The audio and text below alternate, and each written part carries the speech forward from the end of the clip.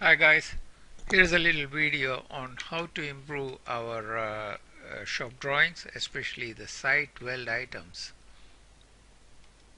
This is the site weld drawing for the lift canopy of the Bendigo job. You can see that this job is showing site weld here, site weld there, but there are a few missing items. This gives an overall dimension of 3580, but from where? You have to possibly, if you did give that dimension, it would have given the set out where to weld it, but again it is missing the RL. The RL is there on another drawing.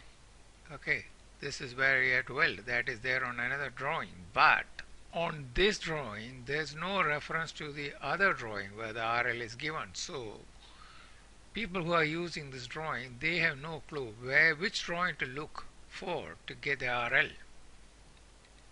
It is important for us to make sure that the site guys use, if possible, the same drawing for all these site weld items. If they have to refer multiple drawings, definitely you have to put a reference here, which other drawing. You have to put a section here or something which says, okay, now they have to refer to another drawing to get the RL. Because that information was missing, I had a phone call in the morning. I myself could not find out where is the other drawing. You have to go through a whole lot of drawing to find out which drawing will refer to the RL. That's not a very good experience for our customers.